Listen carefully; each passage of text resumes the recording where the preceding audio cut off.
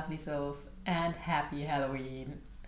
For this special day, I thought I'd tell you the true story of Halloween, the origin of Halloween. You might be surprised because you never heard of the true story of Halloween. So, listen and enjoy it. The origin of Halloween is connected to the Celtic folk. The origin begins in Ireland. It started before the time of Christ. One important feast was celebrated on October the 31st. It was called Samhain. They celebrated the harvest and the beginning of the colder season. They also believed that on this day there is a special connection to the Empire of Death. According to the mythology of Samhain Day, the dead went in search of the living who were to die the following year. To scare off evil spirits, people dressed up in terrifying costumes and haunted the streets even at night. Big fires should keep evil spirits away, and small gifts, called as treats, stood in front of the houses, which were supposed to appease the spirits and keep them from doing any harm and any misdeeds. Later on, the Christians adopted some feasts and traditions from the Celtic folk. The Evangelical Christians celebrated Reformation Day on October the 31st. The word Halloween came about with Christianization. The Church referred to the 9th century pagan festival as All Hallows Eve, the eve before All Saints' Day on November the 1st.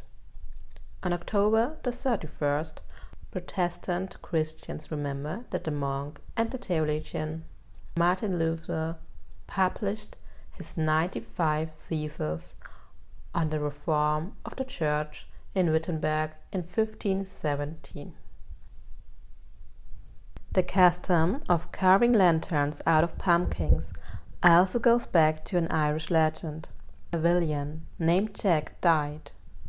God denied him access to heaven, but Jack wasn't welcome in hell either, because he had cheated the devil while he was still alive.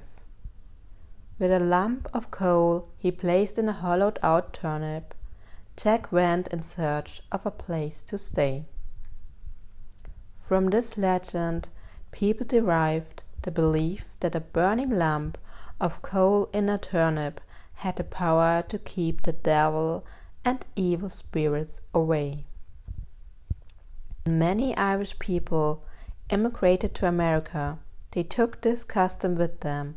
In the US, the native squash was larger and easier to work with than a turnip. So he replaced the turnip as jack-o'-lantern, as a carved lantern is called in English-speaking countries. So Halloween developed into a party event when Irish immigrants brought the custom to America in the 19th century.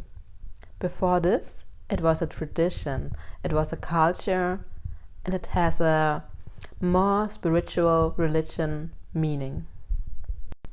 And there is another feast, which is celebrated on the exact same day as Halloween. It's called Dia de los Muertos, one of the most important holidays in Mexico. Dia de Muertos, Day of Dead, is not a Mexican version of Halloween. Although the two holidays are related, they are very different from each other in their tradition and atmosphere. Halloween is traditionally seen as a dark night of terror and mischief, while Dia de los Muertos spends 3 days in explosion of a color and life-affirming joy. Of course, the theme is death, but the whole point of it all is to show your love and respect for family members who have passed away.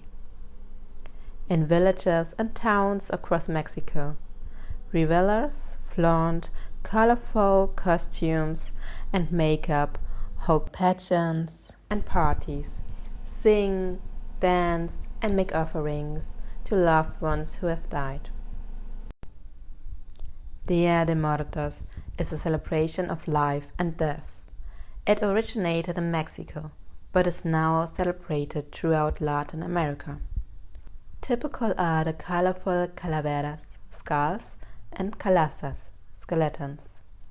Dia de Muertos originated thousands of years ago in the cultures of the Aztec, Toltec, Nahua, and other people who felt that mourning the dead was disrespectful. For these pre-Hispanic cultures, death was a natural stage in the long continuum of life.